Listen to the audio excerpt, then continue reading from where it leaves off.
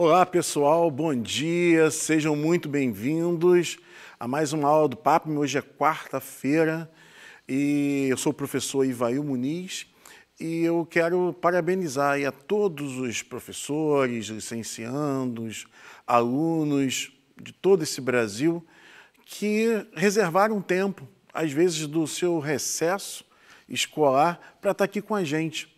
Então, parabéns. É uma honra poder estar aqui mais uma vez no Papo para a gente poder conversar e pensar sobre esse tema que é tão importante.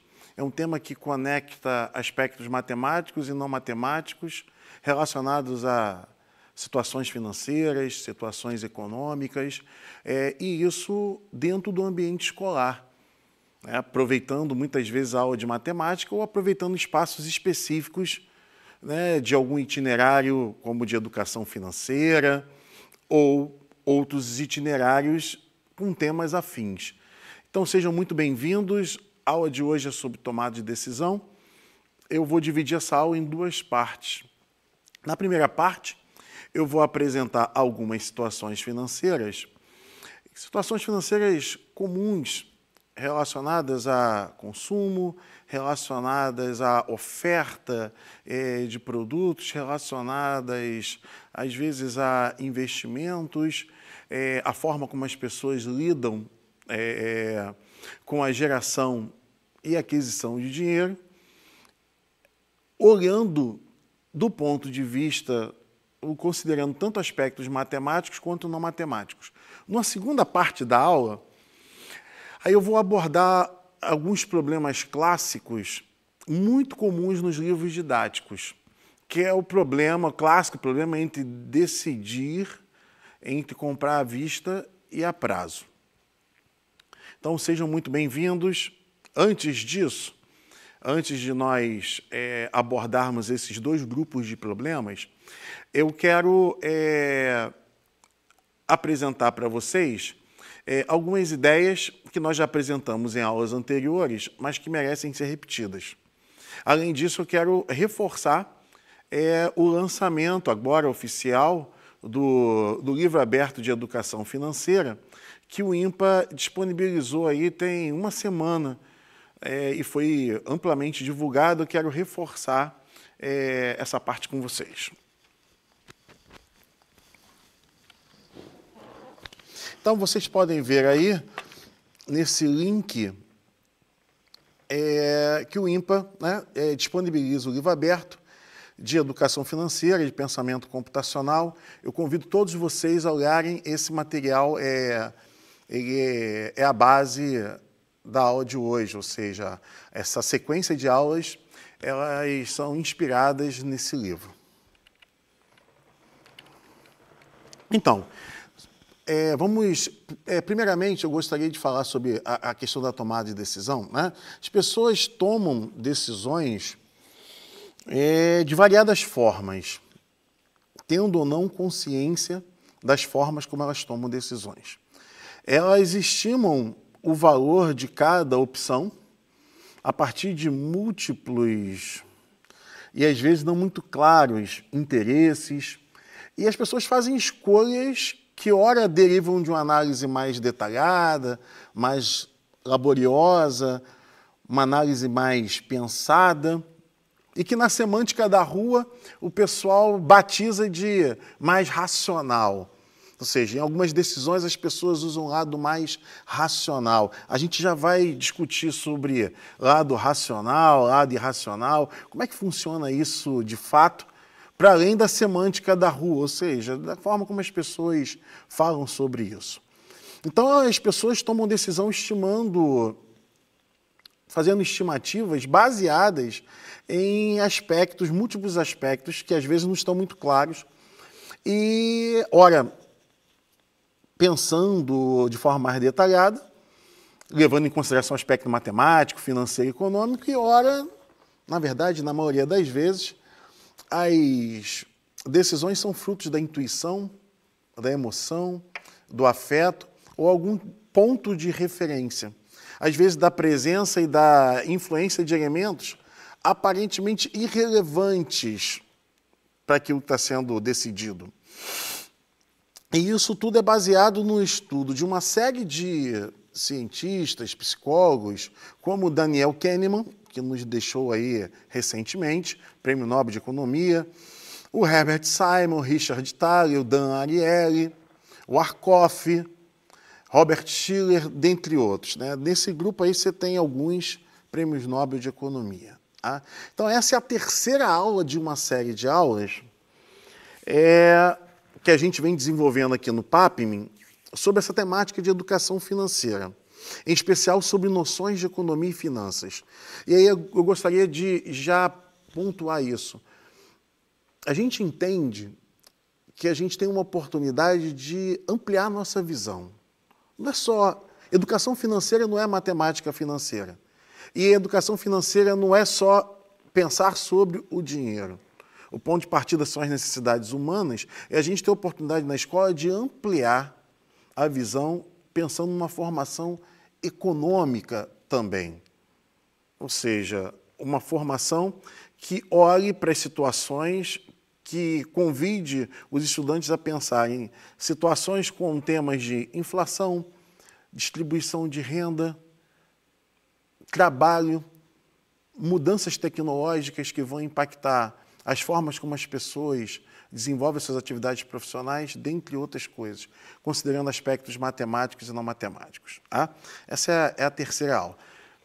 Essa educação financeira, que é uma educação econômica também, ela é baseada em um quarteto aqui, que eu chamo de quarteto, os 4 princípios, quarteto fundamental.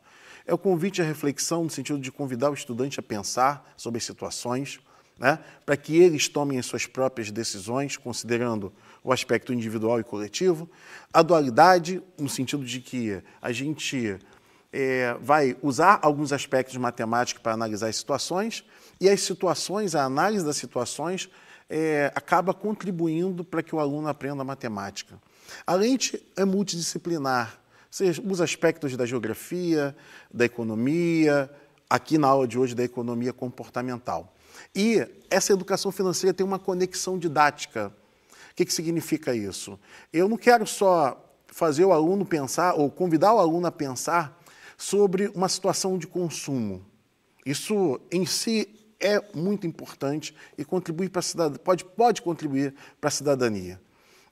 Analisar um financiamento, avaliar oportunidades de investimento, fazer um ajuste no orçamento financeiro, pensar nas suas responsabilidades de consumo, porque adolescente geralmente não coloca dinheiro, mas muito dinheiro sai por conta do adolescente.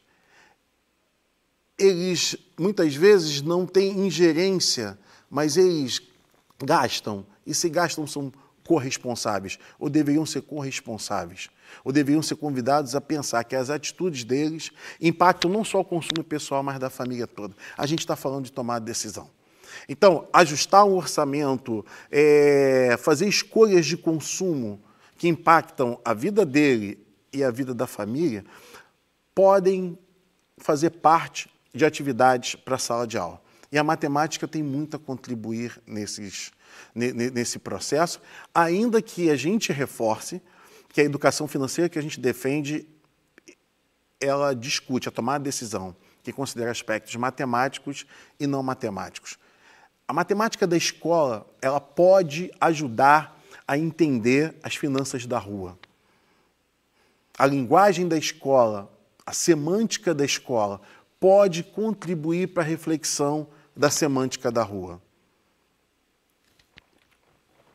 E o nosso objetivo, a gente entende que a gente pode...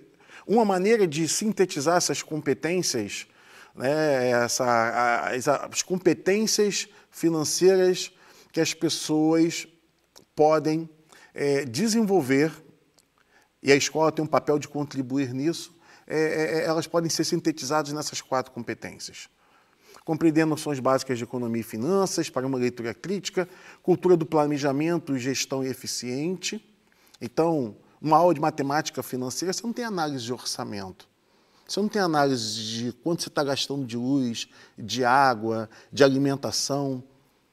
como se distribuem as escolhas e a alocação, né, onde você coloca o dinheiro.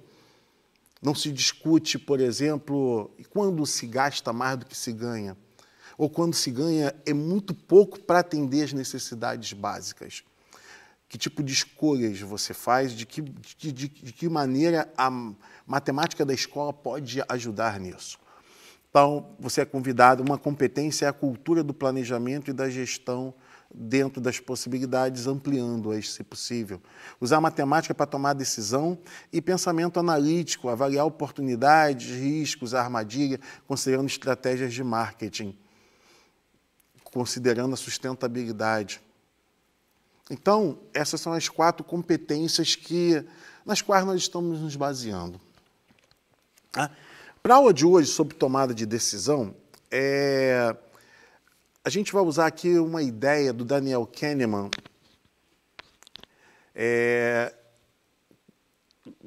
usando 2 modelos, dois modelos para representar, para tentar explicar, para tentar descrever o comportamento humano diante da tomada de decisão. Então, isso aqui é um modelo descritivo de 2 sistemas cognitivos, ou seja, 2 formas bem caracterizadas de agir do cérebro humano. O sistema 1 é um sistema que é caracterizado pelas ações automáticas, não controladas, são decisões que são rápidas, ele é associativo, ele é rápido, ele é inconsciente, ele busca atalhos. O sistema 2, ele é um modelo usado para descrever ações cognitivas mais controladas, mais laboriosas, mais dedutivas, mais lentas, mais autoconscientes. Ele segue normas. Esses sistemas eles estão bem descritos no livro do Daniel Kahneman, Rápido e Devagar.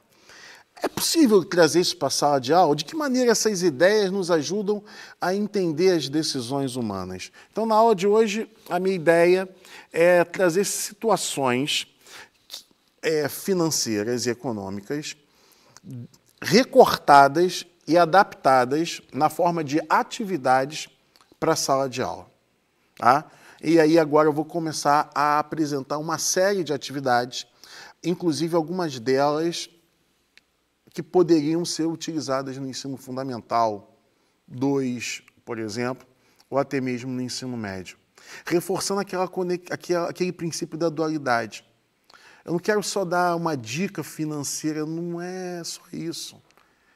Eu quero aproveitar o ambiente escolar para convidá-lo a pensar sobre as situações, sobre a sociedade, sobre as necessidades, sobre as decisões, aproveitando esse ambiente escolar. Então, pessoal, vamos abordar agora uma atividade que é baseada em fatos reais. Os dados são reais e a situação descrita na atividade, ou a atividade ela foi baseada numa experiência real, ou seja, uma experiência que aconteceu de fato. Fizemos apenas alguns ajustes para fazer uma transposição para a sala de aula. Então, eu convido você aí a ler comigo a primeira atividade da aula de hoje. Então, a gente tem uma pessoa que está precisando tomar uma decisão em uma situação econômica financeira. Ela quer mudar o pacote de dados para acesso à internet. E ela acessa o site de uma determinada empresa. Então, aqui já tem uma escolha, já tem uma avaliação segundo uma predileção. Existe uma preferência dela por determinada empresa. Ao acessar o site dessa empresa, observe que alguns aspectos não matemáticos certamente já estão levando em consideração, ou podem estar sendo levados em consideração, como a qualidade do sinal, o status que ter um plano desta empresa proporciona, o tipo de desconto que essa empresa pode proporcionar em shows, a qualidade do sinal na área onde a pessoa vive, a capacidade financeira da pessoa em pagar aquela conta. Então, essa escolha da empresa, só essa consulta ao site, já pode ter sido feita levando-se em consideração diversos aspectos que não estão descritos na atividade. Mas o que queria chamar a sua atenção já para a existência, para a possível existência de aspectos não matemáticos só nessa escolha do site da empresa. A figura abaixo representa as duas opções de plano assim que ela acessa o site. Repare bem que nós temos aqui um plano que no total tem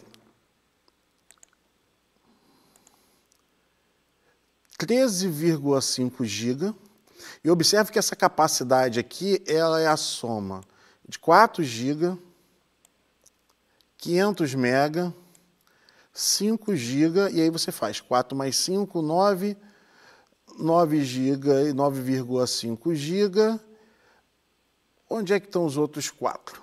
Os outros 4 não se referem a esse mais 2 GB para portabilidade, porque isso aqui só vai ser acrescido ao plano caso seja uma portabilidade, ela esteja vindo de uma operadora para outra. Então, isso aqui não está sendo considerado nesse 13,5. E observe que as duas opções aqui, elas têm o mesmo bônus. Então, isso aqui não gera nenhum ganho adicional, que em economia a gente chama de ganho marginal. Não tem aqui. Então, esse 13,5 vem de onde? Essa capacidade, ela é formada. Se você observar, ela está aqui. Tem uma informação aqui que o cliente pode adicionar ou não e que ela já está selecionada, como se o cliente já tivesse feito a escolha. Na verdade, ele tem a liberdade da escolha, só que ela já vem marcada automaticamente, ela já vem pré-marcada. Então, somando esses 4, com 5, com meio, dá os 13,5. Custa R$ 59,90, custava, né? 15,5 GB no mesmo modelo aqui, aumentou o volume de dados aqui, R$ 74,99. E aí, há uma série de perguntas aqui, como, por exemplo, onde é a relação mais econômica entre o pacote de dados e o preço? Qual é a opção mais vantajosa do ponto de vista exclusivamente financeiro? Que aspectos matemáticos a gente pode levar em consideração? Se a gente for olhar para a sala de aula, que tipo de habilidade, que tipo de conteúdo, que tipo de noção matemática, ou dependendo da linha que você goste, que tipo de conceito matemático está envolvido aqui, poderia ser mobilizado para avaliar isso aí. E aí eu quero convidar você a fazer duas análises comigo que podem ajudar na tomada de decisão. E depois a gente vai analisar na mesma questão alguns aspectos comportamentais presentes nessa imagem que está sendo fornecida.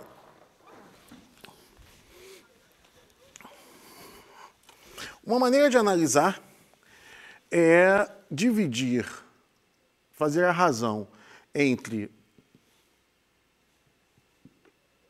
o volume de dados de um plano e do outro. Fazendo essa conta aqui, você vai obter aproximadamente 1,15. Aproximadamente. Para ser mais preciso, 1,148.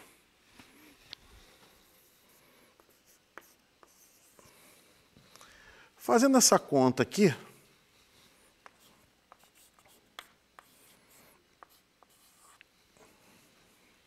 dividindo os preços dos planos, 1,25. Por que eu comecei por essa forma? Tá? Esse aqui seria um problema clássico da semântica da escola, na semântica que o aluno gosta de usar, chamada problema de regra de 3.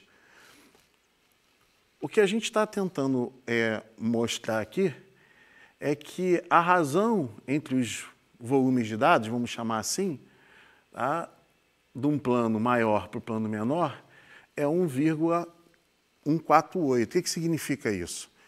Que o plano maior ele oferece 15% a mais de volume de dados que o plano menor.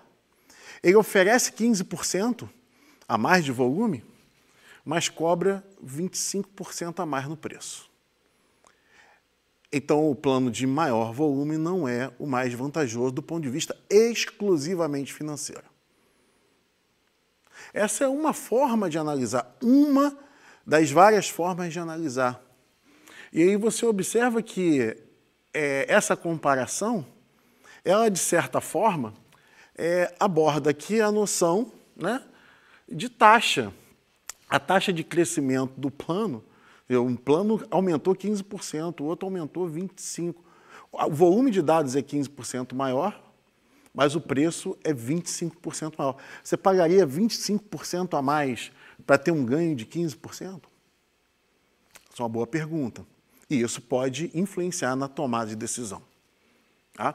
Uma outra forma, um outro aspecto matemático que pode ser levado em consideração, talvez o mais comum, mais usual, que se faça na escola, é quando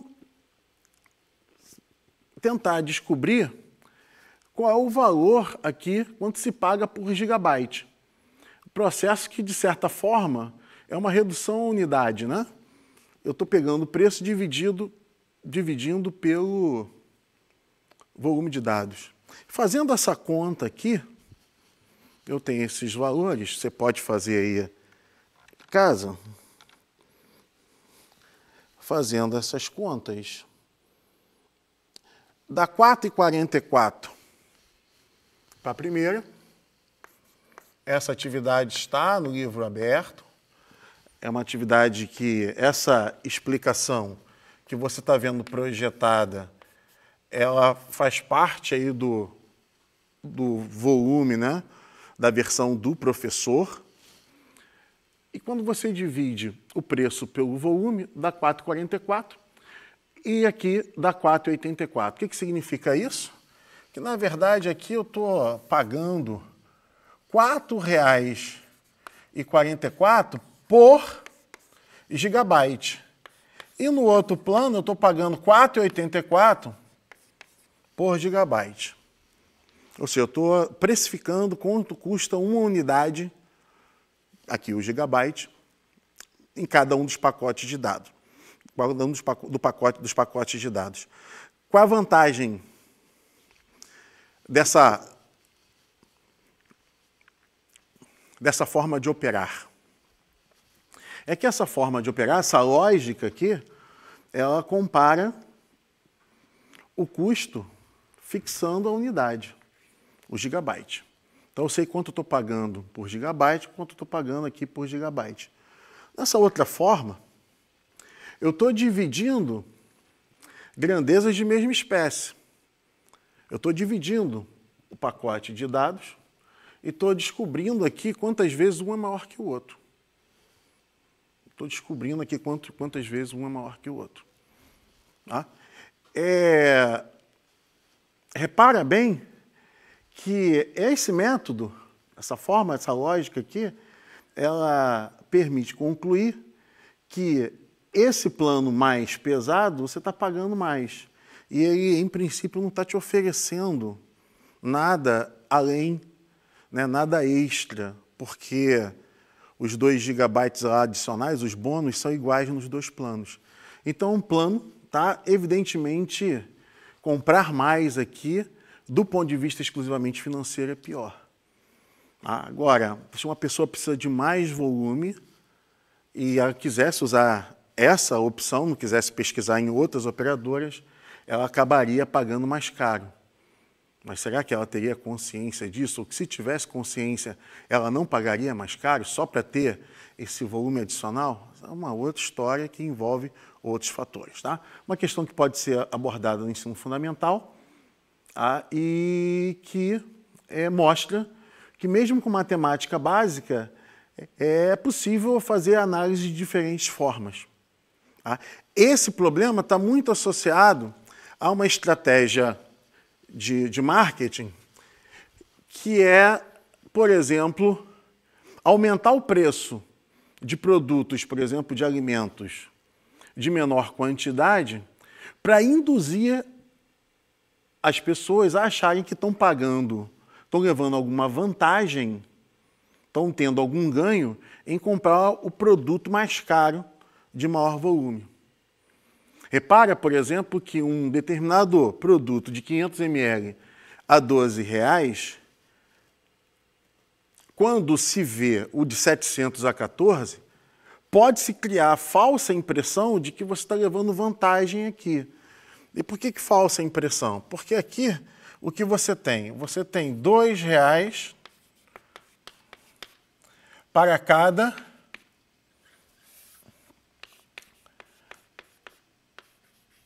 100 ml. Se você usa isso aqui como ponto de referência para tomar a decisão, esse produto está caro. Se você usa esse produto, esse valor como ponto de referência, você acha que está levando vantagem nesse. Como geralmente o que chama mais atenção é o de maior volume, utiliza-se esse aqui como ponto de referência e acaba se consumindo. Quando, na verdade, se você divide aqui por 5, né? Você tem R$2,40 por 100 ml. Quem faz só as contas vai achar, vou comprar o de 700 ml porque eu vou estar pagando mais barato o preço a cada 100 ml.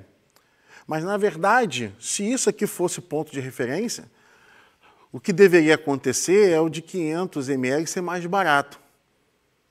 E, de repente, isso aqui atende às necessidades da maioria das pessoas. Então, fazer isso é uma forma de empurrar as pessoas a consumir, de repente, mais do que gostariam ou, até certo ponto, do que deveriam. Então, essa atividade 1, a gente encerra ela por aqui.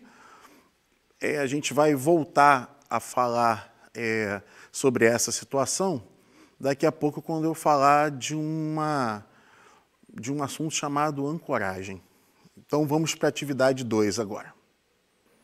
Então, eu gostaria só de fazer uma observação que consta aí no material da nossa aula. Ia falar sobre o efeito da ancoragem. Eu ia falar isso numa atividade próxima, mas eu vou falar agora. Tá?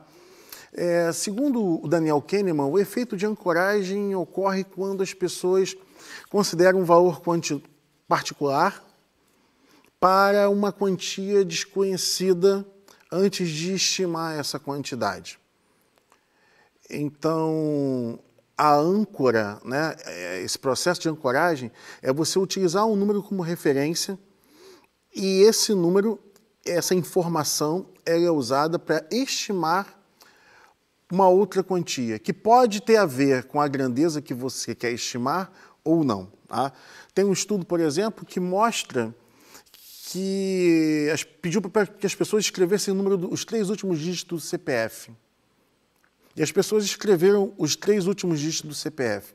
Depois, no experimento, deu-se $10 para as pessoas para que elas pudessem usar baseado em uma espécie de leilão. Então, as pessoas faziam um lance a partir do dinheiro que tinham. Todo mundo tinha a mesma quantidade de dinheiro. E observou-se que havia uma correlação entre o número do CPF e o quanto a pessoa era capaz ou o quanto a pessoa estava disposta a pagar pelo produto naquele leilão. Ou seja, parece que o valor O número do CPF foi usado como âncora, como ponto de partida, como ponto de referência para que a pessoa tomasse a decisão sobre o valor que ela estaria disposta a pagar. E a ancoragem, né, o nosso cérebro usa esse processo porque ele mapeia e busca informações que sirvam de base para tomar decisão. Então, muitas vezes, no cardápio de um restaurante ou na hora de um consumo de uma determinada refeição, alguns valores são colocados maiores do que outros para criar esse ponto de referência, para criar essa informação que vai servir como ponto de partida. Ou seja, para ser a âncora. A gente vai ver em outras atividades aqui, outras âncoras sendo utilizadas. Nessa atividade, o pacote adicional de 5 GB, que vem lá no final, é explicitamente uma âncora. Na medida que a pessoa toma como referência que 4 GB adicionados custaria R$ 5,00 e usa essa informação na segunda opção, pensando que está levando vantagem quando o mesmo preço, né, por 5 GB. Repara bem isso. Adicione 4 GB por R$ 5,00 e aqui você tem, adicione 5 GB por R$ 5,00. Então você tem explicitamente uma âncora. R$ 5,00 é o preço de 4 GB nesse plano e R$ 5,00 é o preço de 5 GB nesse plano aqui. Ou seja, é uma vantagem no adicional? Mas é uma desvantagem em relação ao preço total. Então, você ancora, cria uma falsa impressão de ganho, estou ganhando 1 GB pagando os mesmos R$ 5,00 adicionais, que já estão embutidos aqui nesse preço, né, porque essas duas opções estão selecionadas. Entretanto, a relação dos preços, conforme nós já fizemos as contas, mostra que o plano maior, neste caso, é desvantajoso do ponto de vista exclusivamente financeiro. Então, um exemplo aí de ancoragem. Vamos passar agora para a atividade 2. A gente vai falar aqui sobre uma forma uma percepção do cérebro humano chamada aversão à perda. O Daniel Kahneman e o Amos Tversky, eles, além do sistema 1 e do sistema 2, eles analisaram uma série de mecanismos, de atalhos mentais que as pessoas usam para simplificar problemas complexos e que muitas vezes não oferecem a melhor solução do ponto de vista matemático. Então, a gente tem a capacidade de ser simplificador. É como se fosse um efeito do sistema 1 agindo. O sistema 1 ele gera impressões e o sistema 2 pega aquela impressão e aceita ou rejeita baseada em crenças, baseada em matemática e em uma experiência mais analítica. Então, o sistema 1 gera impressões para o sistema 2.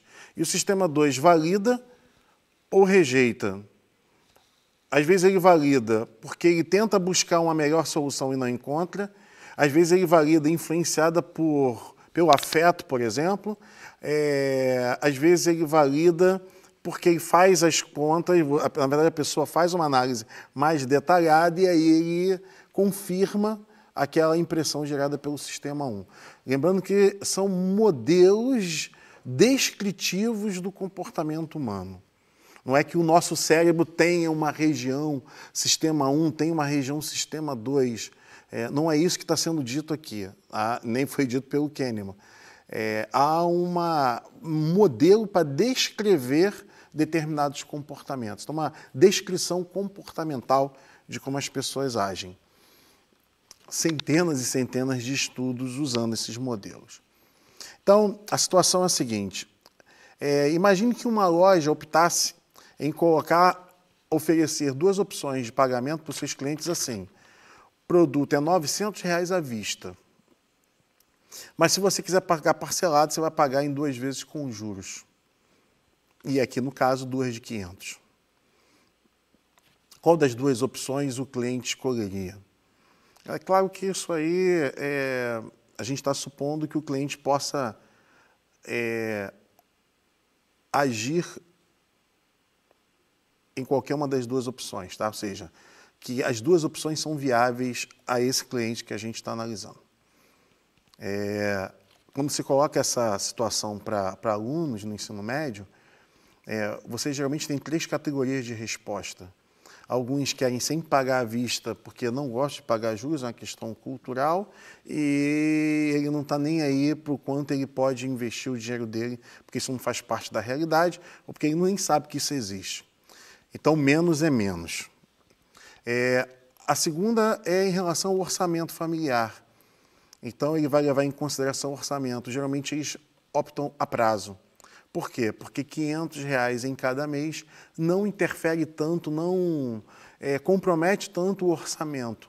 Então, quando você faz essa atividade com alunos, por exemplo, de poder aquisitivo menor, uma parte deles responde dessa forma.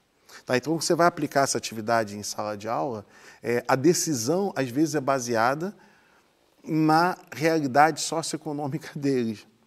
Ou seja, R$ 500 impacta menos o orçamento.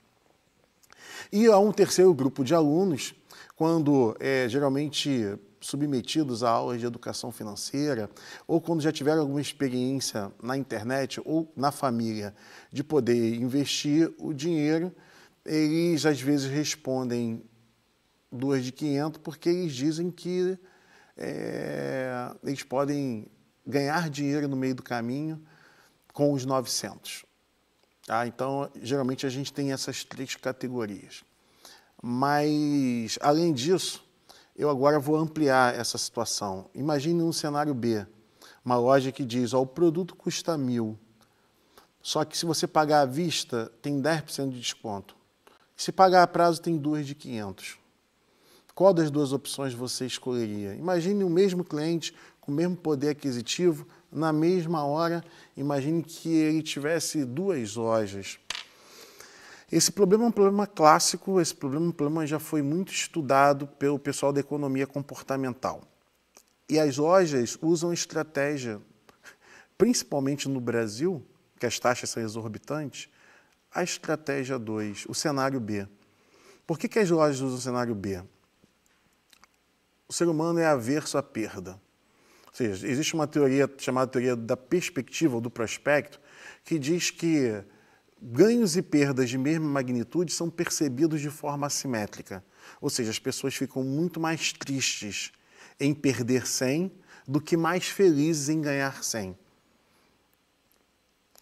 A economia tradicional, a escola econômica, né, economia tradicional, como por exemplo a escola de Chicago, dizia que não, que isso aí seria simétrico. Só que os estudos vêm mostrando há mais de 40 anos, 50, que as decisões são assimétricas. É a teoria do prospecto, a teoria da perspectiva do Kahneman, está no livro, isso também está no livro aberto, a gente discute isso um pouquinho lá. Conclusão da história. O mercado usa o cenário B porque, apesar de matematicamente os dois serem equivalentes, 900 à vista ou 2 de 500, as pessoas aceitam parcelar sem se sentir prejudicadas na segunda opção. Por quê? Porque elas pagam o financiamento com com a percepção menor de perda. O produto custa 1.000, eu não estou perdendo nada pagando parcelado. Ou seja, os juros embutidos nesse processo, ele fica camuflado duplamente. Primeiro porque a palavra sem juros camufla, e o fato de colocar o valor da desconto à vista ser uma forma de cobrar juros a prazo, conforme nosso querido Morgado reforçava, já é algo embutido. Então fica duplamente camuflada. Quando você coloca sem juros e quando você não expressa a taxa de juros porque está dizendo que é sem juros. Psicologicamente, as pessoas aceitam fazer financiamentos, pagar juros, por sentirem menos perda, por não se sentirem perdendo. Então, essa é uma forma sutil de aumentar o ganho de quem está emprestando dinheiro, porque as pessoas compram a prazo. É claro que tem gente que compra a prazo porque não pode comprar à vista, mas não é isso que eu estou discutindo. Pessoas com o mesmo perfil, com a mesma viabilidade econômica para as duas situações, elas tendem a preferir, você pegar um grupo de 1.000, você tende a preferir, e os estudos vêm confirmando isso há bastante tempo, pesquisas desenvolvidas em vários lugares, há uma lista de estudos nesse livro do Kahneman que apontam para isso. A gente também já fez uma pesquisa, tem artigo publicado, por exemplo, que eu fiz, e outros colegas também já fizeram.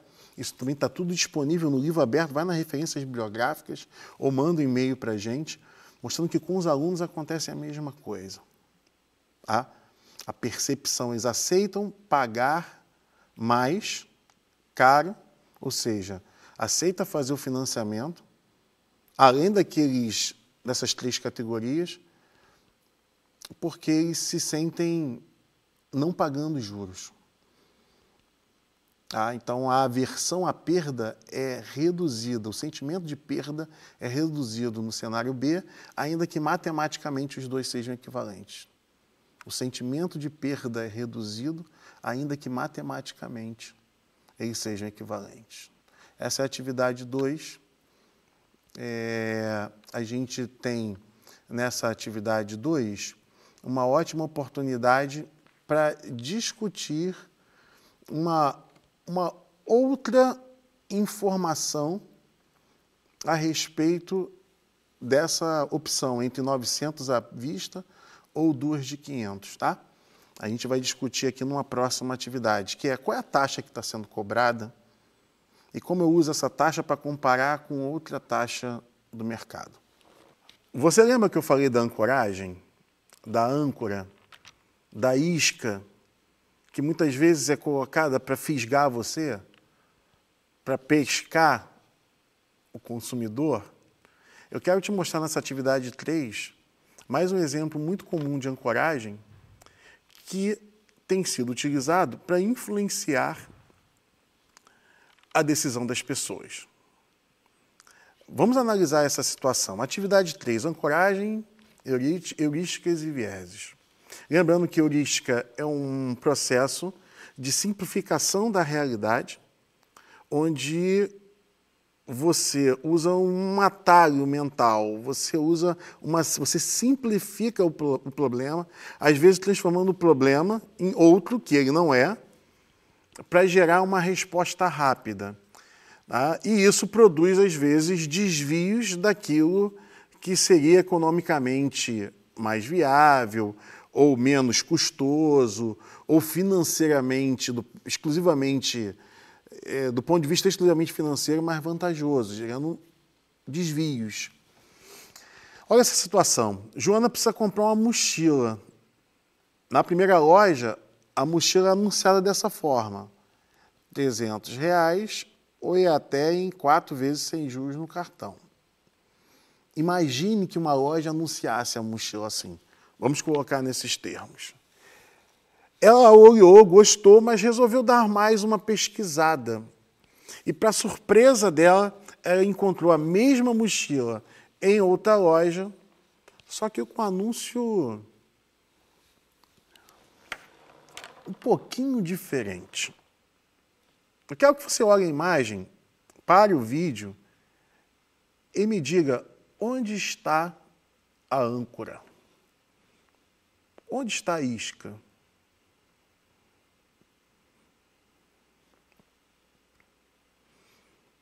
Bom, você já deve ter dado uma olhada aí, já ter parado o vídeo. E na segunda loja, ele colocou 4 de R$80. Observe que se ele pagar a prazo,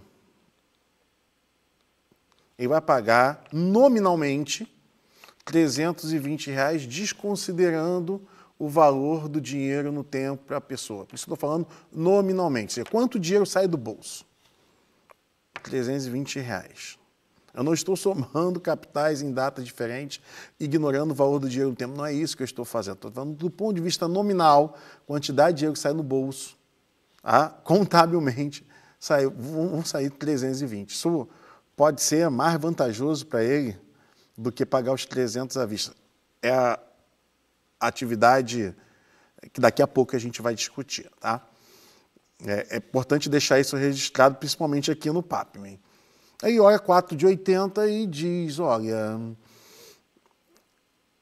interessante. Qual é a âncora aqui? Primeiro que o 4 de R$80 está bem grande. Então a pessoa olha para 4, e às vezes esse 4, né, o número 4 aqui, ele aparece bem pequeno. R$80 sobressai. Então o sistema 1 vai ser certamente acionado e ele vai comparar 300 com 80 e vai ignorar o 4. E às vezes as pessoas tomam essa decisão sem ter consciência disso. Um outro aspecto é que, para quem olha e faz as contas, vai perceber esses R$300, apesar de matematicamente serem iguais aos R$300 da opção anterior, eles vão perceber mais vantagem na segunda do que na primeira. Então, se você dividisse 1.000 pessoas em 2 grupos de 500, haveria uma tendência a pagar os R$300 à vista, uma percepção de que está ganhando um desconto. Porque 4 de 80 foi a âncora, porque é muito difícil não sucumbir à ancoragem. Mas faça uma pesquisa e depois compare as opções. Cuidado com os primeiros valores que oferecem. Cuidado com os números maiores. Pesquisa antes de sair à loja para comprar, se for possível, né? Se o teu sistema límbico deixar. Então essa é que pede para o aluno analisar essas duas situações. Ser igual a esses R$300 à vista aqui, né? Você pode acabar tendo outros consumos a reboque dessas primeiras impressões. Então fica aí o alerta para essas situações explícitas de ancoragem. Vamos para a próxima atividade. Então, pessoal, vamos agora para a atividade 4. Atividade 1, mas que é utilizado sistematicamente. E a forma de agir, às vezes, em produtos, em bens de consumo, na contratação de serviços de pequeno valor, ela pode ser usada também em valores maiores, gerando prejuízo para as pessoas. Então, vamos analisar cuidadosamente essa situação. Situação envolvendo 2 ovos de Páscoa. Eu tenho aqui um ovo, e aqui há no sentido, elas podem ser boas oportunidades, sim, mas elas podem gerar desperdício. Data de vencimento muito em cima pode gerar desperdício de dinheiro que pode fazer mal à saúde. E, além disso, a percepção do preço por unidade que está sendo pago. Então, na primeira opção, ele coloca 50%. 50% é a isca, 50% é a âncora. 50% da ideia de que vou pagar a metade, e não acontece aqui. Tá? Se você observar, 50% mais a metade disso, dividido por 2, você vai pagar R$ 41,99. Já 42 off. Observe que aqui a loja realmente está dando 40%. E se você comprar 2 ovos, um desconto muito bom, que chama a atenção das pessoas. Mas se uma pessoa, ou seja, o sistema 1 é mobilizado e nada mais laborioso, detalhado, meticuloso, analítico é mobilizado, o que a pessoa tende a fazer? A pagar aquele. Qual o percentual que é mais atrativo? Explicitamente uma âncora. Então tome cuidado, mas é importante tomar cuidado. Tá? 50% na segunda unidade é 25%. Vai dar 25% do total e, portanto, 25% é um desconto menor do que 40%. Mais um exemplo de ancoragem e várias perguntas podem ser feitas aos alunos, inclusive essa, qual é o desconto, qual o percentual no valor total para quem compra 2 unidades. E aí seria uma pergunta como é que fica aí a sequência de descontos no total da compra se eu fosse comprar várias unidades. É um modelo muito interessante, temático, para além da situação em si. Vamos para a próxima atividade. Só que há em letras muito pequenas que esse 25% de desconto ocorre na segunda unidade, porque você pode comprar, por exemplo, 2 sapatos, 2 unidades, desconto de 25% ocorre na peça de menor valor. Observe de referência, induzindo o consumidor a comprar mais. Eu vou comprar 2 unidades porque vou pagar 25% de desconto. Mas, por exemplo, se ele comprasse 2 pares de sapatos, não precisam ser 2 pares iguais, não, mas de preço iguais, por exemplo, 25% de desconto se cada um custasse 200 na primeira, perdão, e pagaria 150 na segunda, pagando 350. R$50 em relação a 400 dá 12,5% de desconto. E você observe que várias perguntas podem ser feitas. O livro, ela é uma atividade com perguntas abertas. Na verdade, tem pergunta no livro. O que é interessante é que, para 100%, ou seja, o desconto máximo vai ocorrer quando os 2 valores forem iguais, progressivos. Eles podem, não estou dizendo que todos serão, mas eles podem, à medida que você aumenta a quantidade de peças, isso pode ser pior do que falando aí de proporcionalidade apenas, tá bom? Vamos para a próxima atividade? R$100.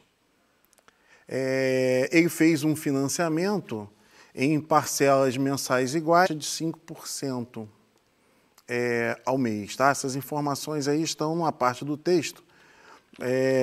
Eu estou colocando aqui só o final da história.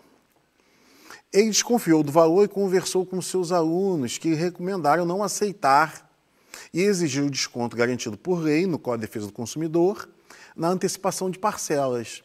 A financeira, diante dos argumentos de André, 394.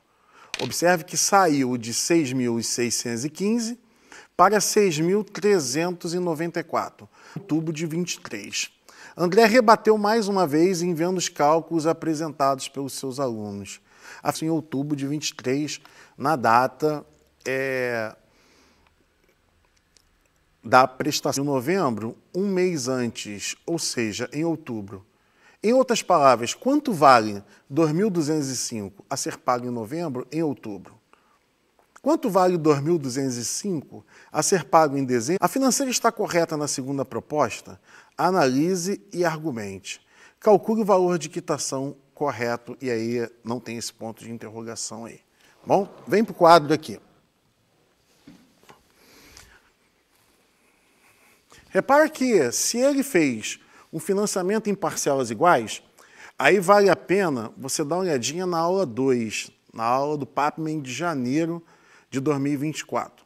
Lá eu explico como se constrói um financiamento, qual é a lógica matemática de um financiamento em parcelas iguais. Ou seja, as prestações são iguais, mas elas contêm parcelas de juros diferentes. Tá bem a miúde, tá? Essa explicação com várias estratégias. Se você não teve oportunidade de dar uma olhada nessa aula, eu convido você a dar uma olhada. Tá? Aqui eu vou usar aquela lógica aqui. Qual é a ideia aqui? Bom, se ele vai pagar em outubro, essa prestação já está correta, porque é o valor que foi combinado a ser pago em outubro. 2.205 foi combinado a ser pago em novembro. Só que ele quer pagar um mês antes. Um erro muito comum é achar que tem que pagar a mesma coisa, só em contratos muito específicos, segundo a legislação. Tá?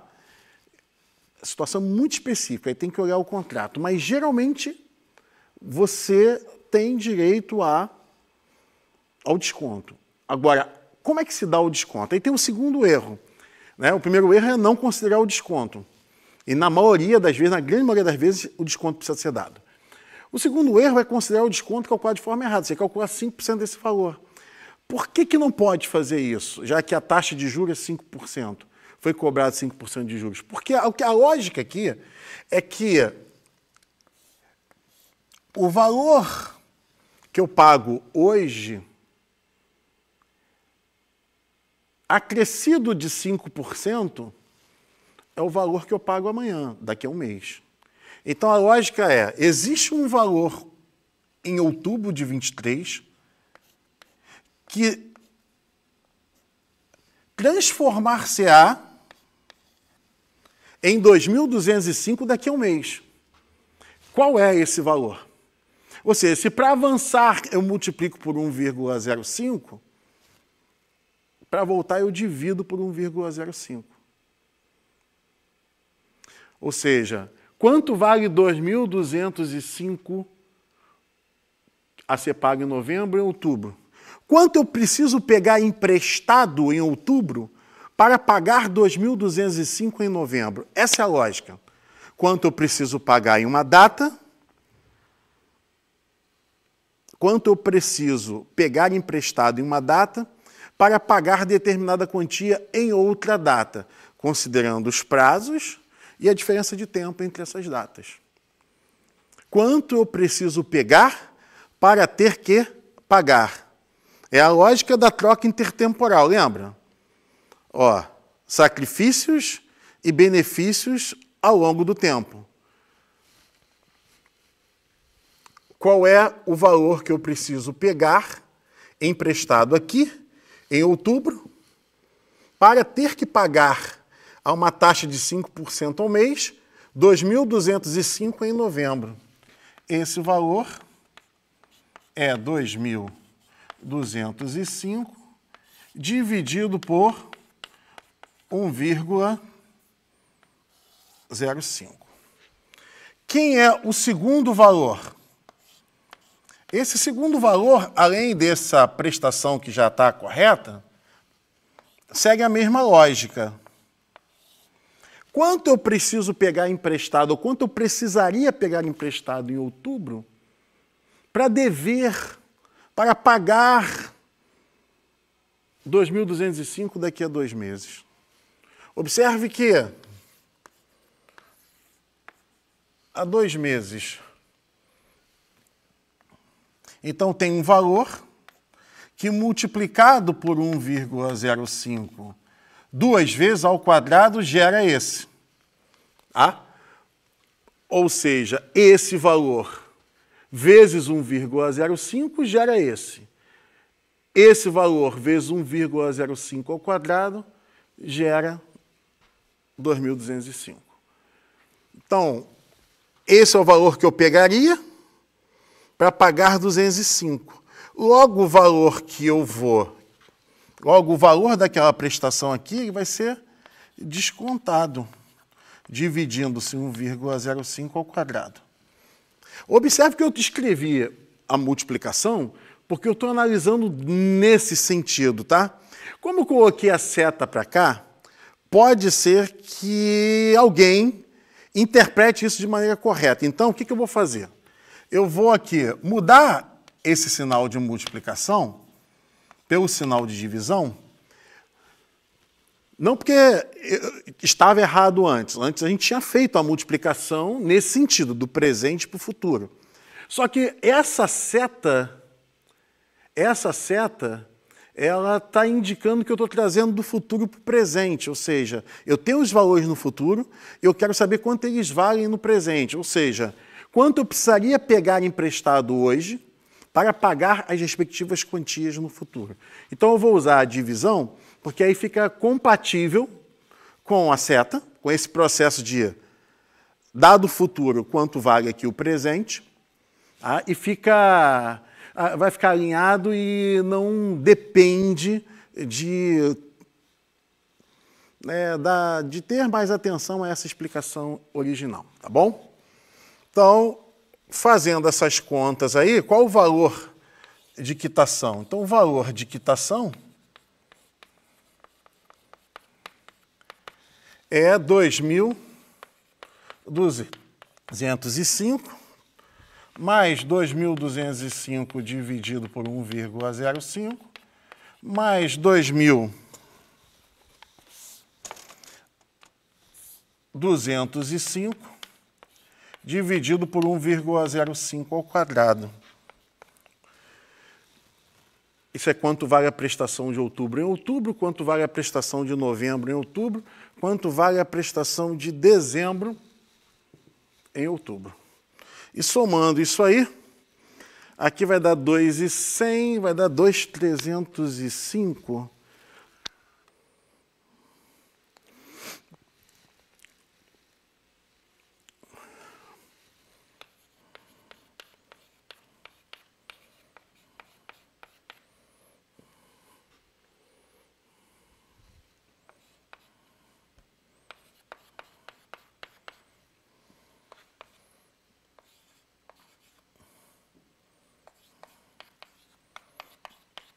Esse é o valor correto de quitação.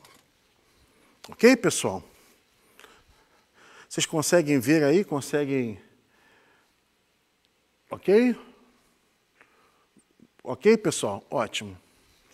A importância disso aqui para a tomada de decisão é porque a pessoa que toma a decisão de antecipar parcelas, ela precisa conhecer a lógica do sistema de financiamento em que ela se meteu, em que ela contraiu, para ela poder exigir os direitos dela, como cidadão, aos descontos acordados no contrato. Então, ela precisa conhecer esses aspectos matemáticos e, em muitos casos, tem um elemento adicional, que às vezes é o mais difícil, ter paciência até que eles cumpram os seus direitos. Então, essa atividade 6 fala de tomada de decisão, a decisão de antecipar, e algumas implicações. Você pode ser enganado, você pode ser ludibriado, ou você pode ser cansado, podem tentar cansar você, se você, na tua luta, de exigir os seus direitos. Bom, vamos para a próxima atividade. Na atividade 7,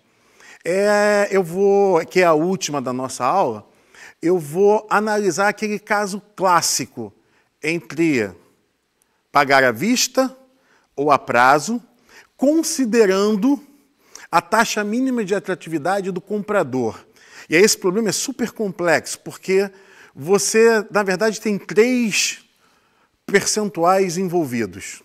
O percentual de desconto, a taxa de juro embutida que o vendedor está cobrando e a taxa de juro da pessoa que está comprando, ou seja, a sua taxa. Então, tem a taxa do outro, tem a sua e tem a taxa do desconto. Esse problema costuma ser considerado muito complexo pelos alunos. Eu deixei por último. Os livros de ensino fundamental restringem muito a tomada de decisão e tem artigos sobre isso, tá? Mostrando que a quantidade é extremamente pequena em relação ao total de atividades, inclusive de educação financeira, sobre tomada de decisão no ensino fundamental 2, tá? Tem alguns livros, eu não vou citar aqui editora, mas tem alguns livros que têm seções de educação financeira dentro do livro. E ali você tem uma ampliação de situações envolvendo tomada de decisão. Tá? Inclusive tem livro do ensino fundamental 2 que aborda a ancoragem, que aborda aversão à perda, e é um livro que nós tivemos a oportunidade de participar do projeto. Tá? Não é o único, mas eu sei que tem pelo menos um. Então, a gente vai abordar agora, para finalizar nossa aula, esse último caso, que é o caso que é o mais famoso, é o mais clássico de tomar decisão. Quando o pessoal pensa em tomar decisão, pensa nesse caso. Como decidir entre comprar à vista e a prazo. E na semântica da rua é o menos é mais. Eu posso pagar 6 prestações de 1.000 e isso ser mais vantajoso do que pagar 5.700 à vista. Ou seja, 5.700 pode ser pior do que 6 de 1.000. Porque, na verdade, 5.700 não é 5.700. Então, no próximo problema, a gente vai discutir isso. E aí eu vou mostrar. Vou usar o Excel, eu vou usar a calculadora do cidadão e vou discutir alguns aspectos não matemáticos, aspectos comportamentais e culturais a respeito dessa questão, fornecendo algumas referências, algumas leituras de artigos que já foram produzidos e escritos sobre esse problema, que aparece no Enem. Esse aqui, por exemplo, já apareceu uma versão dele no Enem e outros problemas de encontrar a taxa embutida, que eu prometi a vocês que ia fazer lá na atividade 2. A gente vai fazer isso aqui agora para fechar a aula. Então, vamos à última atividade. Então, pessoal, agora a gente vai para essa última atividade, atividade 7. É o clássico dos clássicos. É o problema que vem à cabeça de todo professor quando fala-se de tomada de decisão relacionada à matemática financeira, educação financeira. A gente viu aqui várias atividades ilustrando várias situações diferentes da que esse problema propõe. Eu não estou dizendo que ele não é importante, ele é importante, principalmente quando os valores aumentam e os prazos são maiores.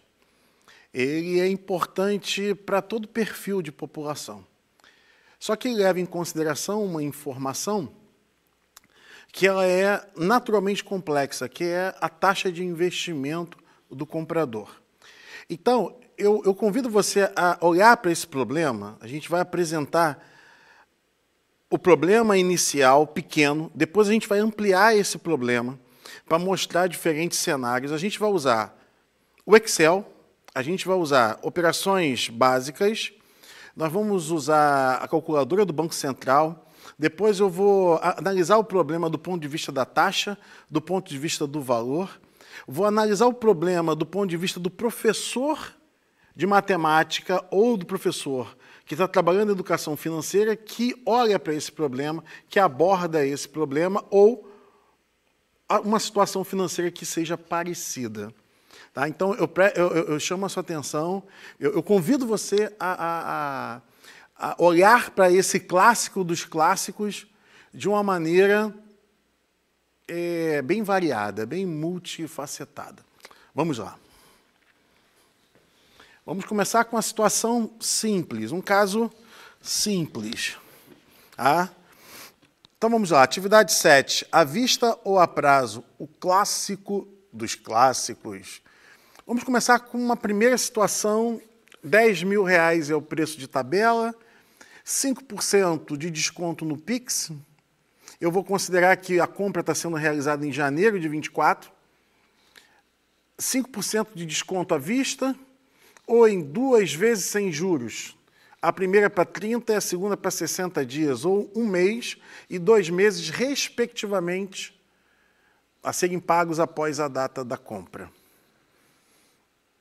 A decisão aqui vai levar em consideração uma nova informação, que é a taxa de investimento do comprador. Então, se coloca na posição do comprador, você é o comprador, e eu vou dizer que é a sua taxa. Tá? Essa expressão TMA, taxa mínima de atratividade, é a taxa mínima que te atrai, ou seja, você faz negócios que te cobram menos que ela ou que te pagam mais do que ela. Esse é o mínimo que te atrai. As que te cobram menos, então você quer situações em que te cobram menos que 1% ou te pagam mais do que 1%. Te cobram menos que 1%, te pagam mais que 1%. Então, esse é o ponto que te atrai. Vamos considerar 5% de desconto à vista, muito praticado hoje. no Pix, por exemplo, ou no dinheiro, e a situação se desenha com duas opções. Nós vamos analisar apenas duas opções. Vamos supor que a loja ofereça, ou a financeira, ou o vendedor, de uma maneira geral, te ofereçam duas opções. 9.500 em janeiro, que corresponde ao valor com 5% de desconto, ou a prazo em 2 de 500. Então, a primeira análise que a gente vai fazer é em relação ao valor. Tá? Eu vou começar analisando em relação ao valor. Vamos aqui para o Excel. Tá? Então, a minha primeira análise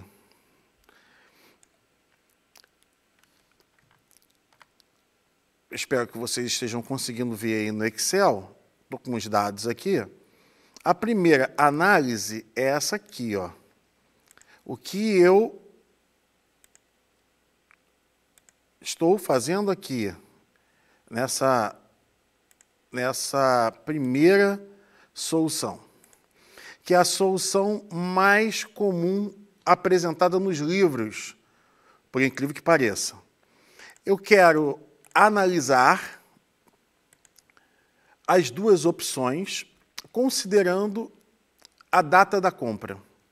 Então, eu quero comparar 9.500 da opção 1 com quanto vale essas duas prestações em janeiro, ou eu até poderia colocar a minha data zero aqui, né?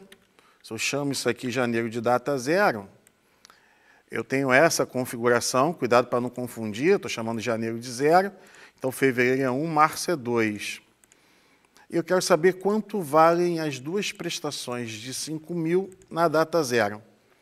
O que eu posso fazer? Esse 5.000 vale hoje, vale na data zero, 5.000 dividido pela sua taxa. Na verdade, dividido pelo fator de crescimento, que é 1 mais a taxa. E o segundo parcela de 5.000 vale na data zero, vale em janeiro, 5.000 dividido por 1,01 elevado ao quadrado. Essa conta é muito parecida com a conta que a gente fez na atividade anterior, então eu não vou repetir. Mas aqui tem uma sutileza. Lá, na questão da antecipação das parcelas, eu estava usando a taxa do comprador, a taxa que foi a taxa do financiamento, ou do empréstimo, a gente não sabe se foi financiar um bem ou se foi empréstimo de dinheiro, mas de todo modo, vamos chamar de empréstimo na categoria geral, eu estava usando a taxa que foi cobrada.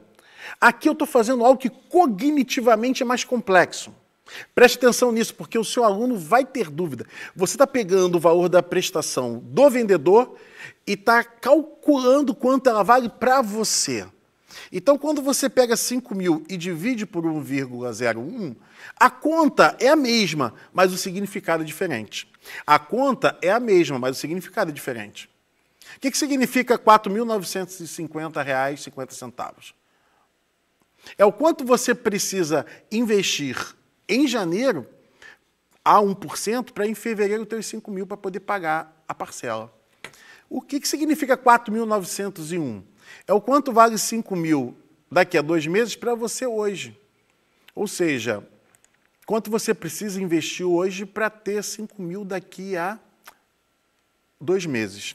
Então, você precisa ter, ao todo, 9.851 hoje para poder, mesmo investindo a 1%, pagar 2 de 5.000. Repara bem que 9.851 é como se fosse 5.000 mais 5.000 para você. Em matemática financeira, se você faz 2 aumentos de 10%, 10 mais 10 dá 21. 10 em cima de 100 dá 110, 10 em cima de 110 dá 121. 20 mais 20 dá 44, 2 aumentos sucessivos. Se você tem um aumento de 20 e depois tem uma perda de 10, 20 menos 10 dá 8. Com 10% de inflação, 20 menos 10 dá 9. Ou seja, Os processos não são aditivos, são 10 mil. Você precisa de R$ 9.851 pagar duas prestações de 5 mil. Ao mesmo tempo, você precisa de 9.500. Hoje vale para ele 1%, ou seja, ele tem dinheiro investido a 1%, o dinheiro dele cresce a 1%. Consegue com 9.500 investir e pagar duas de 500. O dinheiro não vai render tanto quanto é necessário. Tá? Isso é possível, analítico. Repara bem aqui, ó, 9.500, eu vou colocar aqui uma estrutura. Tenho 9.500, não dou nada de entrada, 9.500. Daqui a um mês eu tenho 9.595, retiro 5 mil, pago a prestação, ainda fico na conta com 4.595. No próximo mês, esse valor vai ser atualizado de 1%, mas não dá conta de pagar 5 mil. Então, na verdade, se eu usasse essa estratégia, ao invés de pagar à vista, pagar a prazo, eu teria uma perda lá em março de R$ 359. Ou seja, eu precisaria de R$ 359, tirar isso do bolso, para poder pagar essa segunda prestação. Tá? Então, esse é o problema clássico. Essa é a forma como a maioria dos livros fazem. Não essa solução aqui não é a forma como a maioria dos livros abordam, tá? Esse fluxo analítico. Isso aqui melhora, geralmente, a percepção do aluno sobre a situação. Eles dizem que entende melhor desta forma da solução 3 do que calcular o valor na data zero.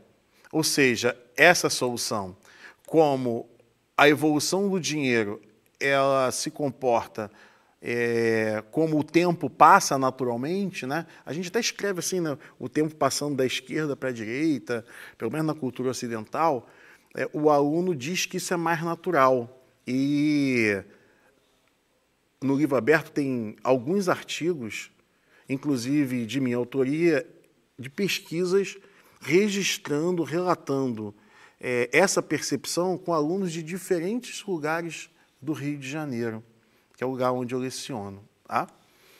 Muito bem, essa é a solução 1. Outra solução para esse problema, além da 1 e da 3, né, eu fui para 1, depois fui para 3, seria calcular os valores dessas parcelas, dessas duas parcelas, na data 2. A gente mostrou na aula 2 que essas coisas são equivalentes. E aí, se eu calculo 1% de 5 mil, dá 5.050. Com mais 5 mil, dá 10.050. Repara bem que levar para o futuro aqui significa que esses aqui são os dois valores das prestações que eu pagaria. Observe que se eu pegar o valor que eu pagaria à vista e levar para o futuro, eu tenho um valor, né? Aqui eu estou pagando mais na opção a prazo. E se você subtrai o valor que você paga mais na opção a prazo, porque em princípio não faria muito sentido, né? Por que eu estou pegando 5 mil, que é um valor que eu vou pagar, e vou levar para o futuro? Uma coisa interessante, quando você leva para o futuro, você tem condições de saber, ao final, se você tem um saldo positivo ou um saldo negativo, comparando as duas opções. E aqui eu estou dizendo o seguinte, ó, se você optar pela segunda opção, você vai ter um saldo negativo de 359. Ou seja, você vai precisar de R$ 359 a mais do que na data março, do que você precisaria se pagasse à vista. Tá? Então, nós temos aí 3 maneiras diferentes de abordar esse problema, olhando pelo menos 3, né? Sempre pelo menos, aqui pelo menos 3. Trazer tudo, né? Calcular os valores na data zero, que é a data da compra, calcular os valores no final do financiamento e comparar, e comparar, fazer o valor mês a mês. Tá? É muito importante observar o seguinte, toma cuidado, um erro muito comum que os alunos cometem, na verdade, de uma maneira geral, é fazer uma assimetria de fontes. Se pagar à vista você gasta 9.500, você tem que considerar 9.500 como capital para analisar a prazo. Se você coloca 10.000 para analisar a prazo, pode-se criar a falsa impressão, olha na simulação, de que é vantajoso pagar a prazo. 10.000, vou fazer o dinheiro render, vai me sobrar 151.000. Qual o problema? É que o aluno analisou, a análise aqui, ela tem uma assimetria de fontes, porque você está considerando 10.000 reais para analisar a situação a prazo, então você tem que considerar 10.000 reais para analisar a situação à vista. E a prazo, nesse caso, é desvantajoso, porque você vai aplicar o dinheiro a 1%, vai te sobrar 151, só que na outra, se você usar os mesmos 10.000, te sobram 500 e eles ainda poderiam render. E olha só que interessante, né? Que se você coloca os 500 reais e vai atualizando os 500 reais a taxa de 1%, repare que no final você teria 510,5. E adivinha qual é a diferença entre o que você teria em uma situação e a outra? Os R$ 355,09. Aqui são positivos, por quê? Esse valor é positivo, por quê? Porque eu estou fazendo a opção à vista, que é a melhor, menos a opção a prazo, que é a pior nesse caso. Nesse caso é a pior. Tá? Então, que é exatamente o valor que a gente tinha descoberto aqui, que é exatamente o valor que a gente obtém se usarmos a mesma fonte para as duas opções. Ok?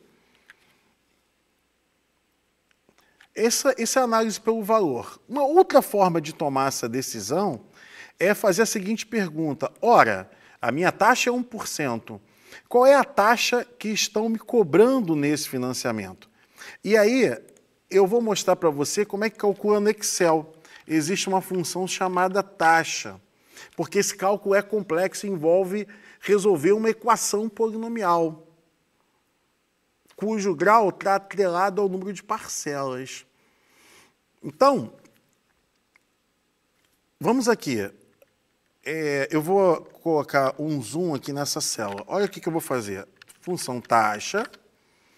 O número de parcelas são 2. O valor da parcela, vou colocar menos 5.000, que é a minha parcela. E o valor aqui é 9.500, gerando uma taxa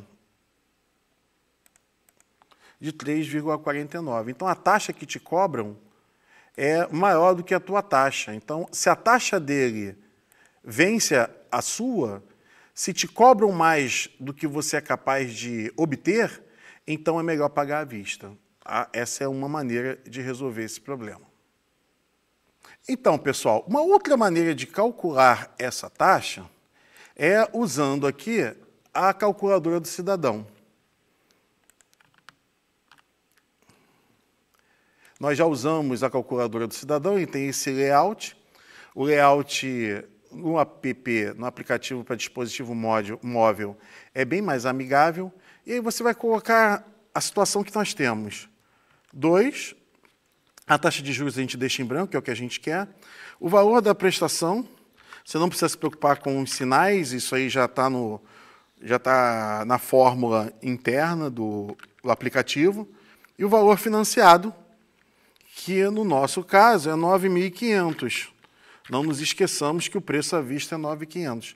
E eu vou colocar calcular, e ele exibe aqui para mim a taxa de juros. Então, se você quiser saber a taxa de juros no financiamento, dado o valor com desconto à vista e o valor da prestação e a quantidade de prestações, calculadora do cidadão, independente da quantidade, ele vai fazer a conta aqui para você. É claro, independente da quantidade no mundo real, né? Claro que a pergunta que fica é, Ivail, você fez pelo valor, você fez levando para diferentes datas, você fez pela taxa usando Excel, você fez pela taxa usando a calculadora do cidadão, poderia usar HP12C ou outro aplicativo, tudo bem. Mas em sala de aula, como é que eu faço com o meu aluno? Você em sala de aula fica restrito. Se for usar dispositivos como uma calculadora científica, você fica um pouco restrito ao número de opções, a menos que você trabalhe algumas outras ferramentas. Mas eu quero reforçar que, para duas prestações, o modelo matemático para encontrar essa taxa de juros embutida é fundamental. É um modelo muito conhecido, que é uma equação do segundo grau. Antes disso, só quero chamar sua atenção para o seguinte. Alguém poderia dizer, mas a taxa que eu consigo fazer meu dinheiro render se distancia muito da taxa que me cobram. Aí preste atenção no que eu vou falar para você. Presta muita atenção no que eu vou falar para você. Mesmo que sua taxa seja baixa, encontrar essa taxa tem um outro objetivo. Encontrar essa taxa pode te ajudar com outro objetivo. Essa loja está te cobrando 3,49%. Essa loja está te cobrando 3,49% ao mês. E a pergunta que eu quero fazer para você é a seguinte: por que você tem que comprar dinheiro no mesmo lugar que você compra o produto? Porque quando você aceita pagar, ou por comodidade, ou porque é mais prático, claro, já estou ali. São duas prestações, eu quero o produto. Mas eles estão te vendendo dinheiro a 3,5% ao mês. Será que você não consegue pegar esse dinheiro emprestado em outra instituição a 2%?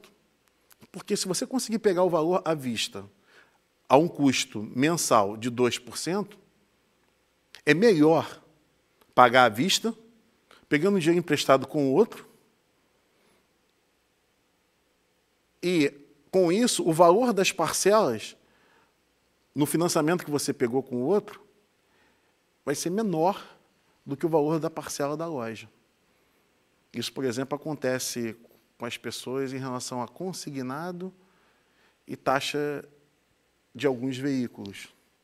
Então é importante analisar, não é porque a minha taxa de investimento, a taxa que me pagam, as taxas que me pagam são geralmente menores, às vezes muito menores do que as taxas que me cobram. Ótimo. Mas por que você precisa comprar dinheiro no mesmo lugar que você compra o produto? Principalmente em financiamentos mais longos. Guarda isso. Por que comprar dinheiro no mesmo lugar que você compra o produto?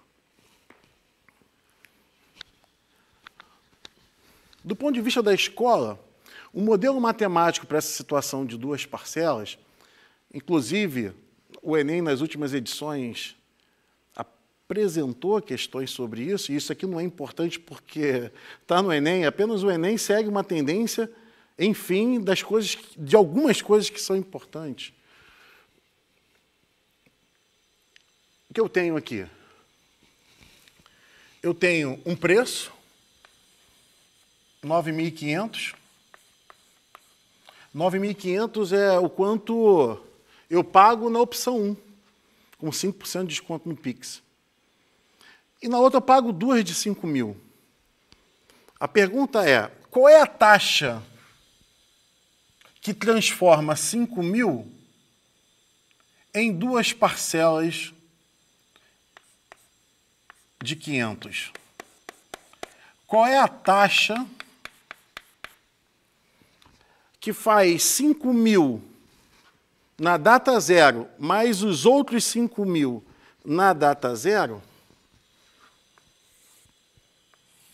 ser equivalente a 9.500? Qual é a taxa que transforma 9.500? Qual é a taxa que transforma 9.500 em 2 de 5.000?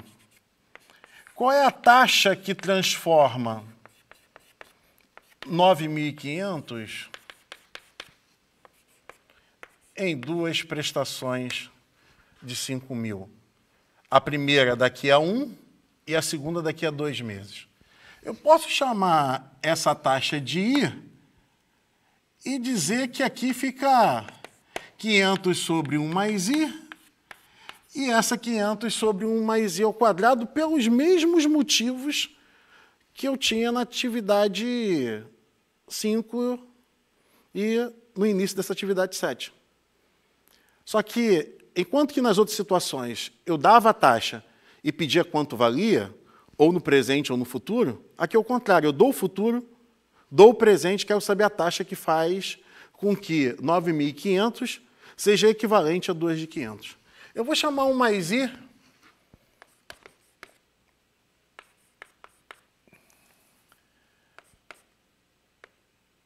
de F, em homenagem ao fator. E aí, isso vira isso.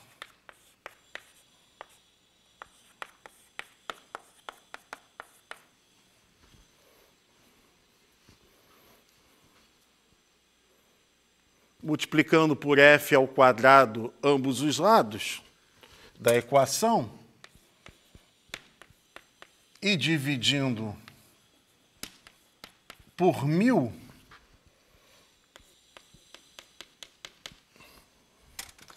multipliquei por f ao quadrado ambos os lados da equação e dividi por 1000. Deixa eu colocar por 1000 aqui do outro lado. Você pode fazer isso em duas etapas. Você pode não dividir por 1000, pode dividir por 500, para não ficar com esse coeficiente do termo f ao quadrado, número decimal, isso talvez seja inconveniente. E aí, quando você resolve essa equação, a solução positiva vai dar 1,034, quanto deu a nossa taxa? 49. Claro que isso aqui é uma solução de equação de segundo grau. Logo, a taxa é o fator menos 1. A taxa, portanto, vai ser 0,0349, escrito de forma percentual, em percentual, essa taxa. Essa taxa serve para comparar a taxa do investidor, a taxa que o dinheiro do comprador rende, com a taxa que a loja cobra. Se a loja cobra mais do que o que você consegue fazer render, a velocidade de crescimento do dinheiro na loja é maior do que a sua. Então, pague à vista. Se a sua taxa é maior que a da loja, pagar a prazo pode te dar um retorno financeiro, se você usar a estratégia que a gente usou aqui. Ok? Para finalizar, alguns comentários adicionais.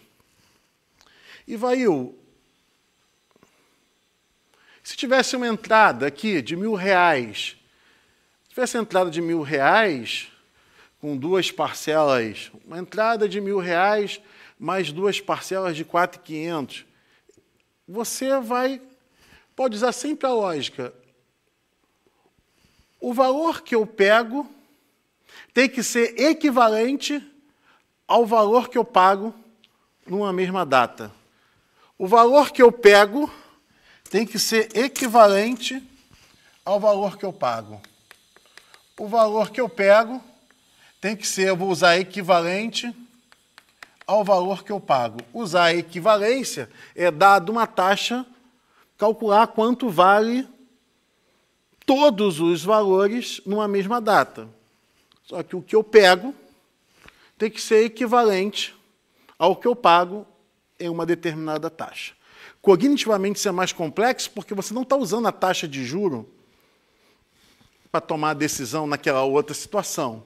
Aqui você está calculando a taxa de juro que faz 9.500 ser equivalente a 2.500. Na situação de usar a taxa para descontar os valores, tanto é que não deu os 9.500, porque a taxa é 3,49, o que você faz é comparar o quanto você precisaria investir para pagar as prestações. E eu reforço aqui, que 1%, a uma taxa de 1%, 5.000 mais 5.000, nestas condições, é igual a 9.851. Mais é menos, não tão menos quanto o valor à vista. Tá? Agora, imagine uma situação onde o preço de tabela seja 6.000, o desconto à vista e a taxa aqui de investimento da pessoa seja 2%. Olha o que vai acontecer. À vista é 5.700. Se ele usar a estratégia de pegar os 5.700 e investir a taxa de 2%, e fizer isto durante 6 meses, ao final de 6 meses, com exatamente o valor de à vista, cuidado com a assimetria de fontes. A fonte de dinheiro para uma opção tem que ser igual à fonte de dinheiro para outra opção. Então, usando a mesma fonte, qual é a fonte de dinheiro? 5.700. A fonte de dinheiro não é 6.000. Se você quiser usar 6.000, tá bom. Mas aí você vai ter que depois, à vista, sobra 300 e isso no futuro vai valer uma outra quantia. E usa 6.000 aqui também, e depois compara.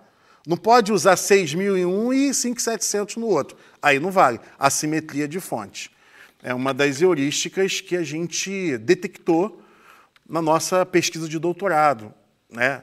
O título Econs ou Humanos, um estudo sobre a tomada de decisão em ambiente de educação financeira escolar. Eu convido você a dar uma olhada lá no material e a ver de que maneira que ele pode te ajudar. É um texto que analisa as respostas e o pensamento econômico e financeiro dos alunos, considerando aspectos matemáticos e não matemáticos. Eu convido você a dar uma olhadinha e ver de que maneira que ele pode te ajudar. Então, aqui sobraria R$ 111. Ivail, tem que fazer isso tudo para no final ter um ganho de R$ 111? Nessa situação, sim. Vale a pena? Aí depende de cada um. Se você acha que R$ 100 não é muito dinheiro, no final da aula eu vou colocar um Pix. Você faz um Pix de R$ 110 para mim, já que para você não é uma quantia que talvez não seja tão importante. Eu vou te dar um Pix, é simples. Você faz um Pix para mim e eu vou ficar muito feliz, tá? Brincadeiras à parte, é isso. Eu quero finalizar a aula mostrando para vocês que você também poderia resolver essa situação usando a função taxa. Nesse caso aqui, como são 6 parcelas de 1.000, os parâmetros são 6, pagamento de 1.000, lembrando sempre, pagamento aqui, saiu do bolso, coloca a negativa, a maneira simples, 5.700, que é a opção à vista, você vai comparar. E o que você está fazendo aqui? Qual é a taxa que faz 5.700 ser equivalente a 6 de 1.000?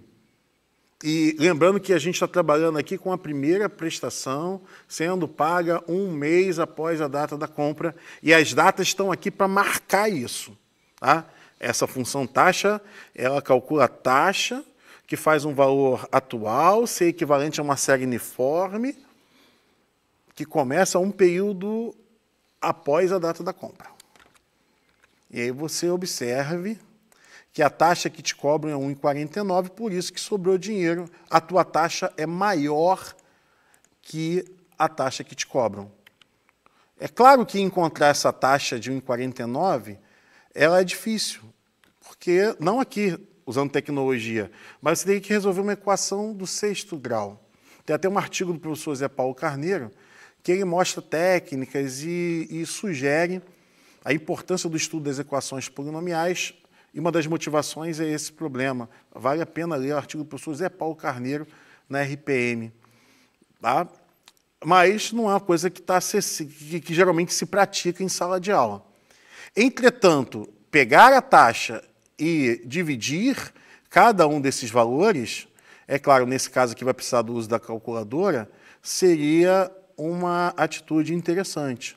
Você poderia até calcular qual seria o valor presente aqui a uma taxa de 2%, com 6 parcelas, com o pagamento de 5.600, ou seja, com R$ 5.601, ou seja, usando essa mesma lógica que eu usei aqui, só que com 6 parcelas, e aí mais contas, você chegaria ao valor de 5.600.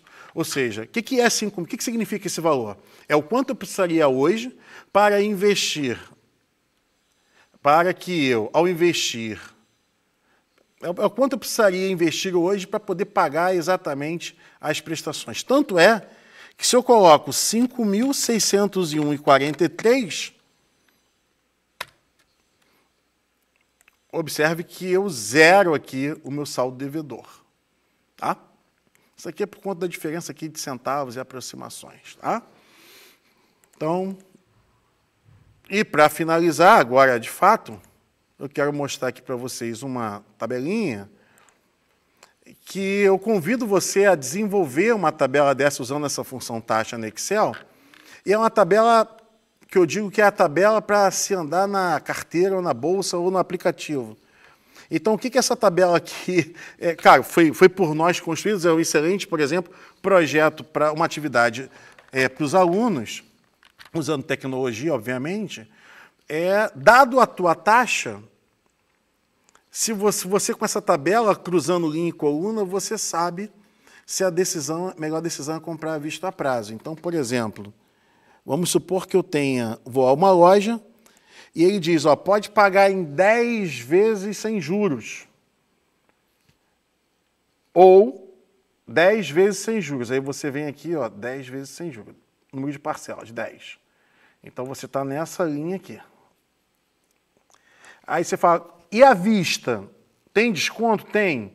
Eu te dou 5% de desconto no Pix. Aí você vai aqui, ó, nessas colunas, as colunas dos descontos. E aí você marca a coluna do desconto. O ponto de encontro dessas duas linhas é a taxa de juros embutida que estão te cobrando no financiamento, 0,94. E aí você pode analisar isso de duas formas. Ah, meu dinheiro rende mais do que 0,94? Rende. Então é melhor pagar a prazo. Ah, meu dinheiro rende menos. É melhor pagar à vista.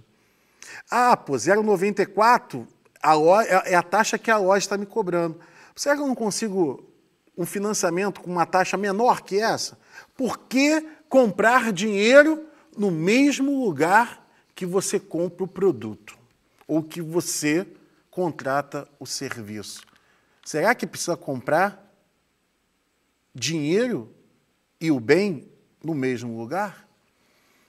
Essa, para mim, é uma boa análise, um bom caminho, uma boa reflexão para algumas situações de tomar decisão. Então é isso, pessoal. Vamos ficar por aqui. Tem muito, o mundo da tomada de decisão é muito grande, a tomada de decisão. Ela tem muitas áreas, nós temos muitas áreas pesquisando. A gente fez aqui um pequeno, mas muito ínfimo, um epsilonzinho, mas eu espero que ter contribuído para ampliar um pouquinho a visão sobre atividades envolvendo tomada de decisão.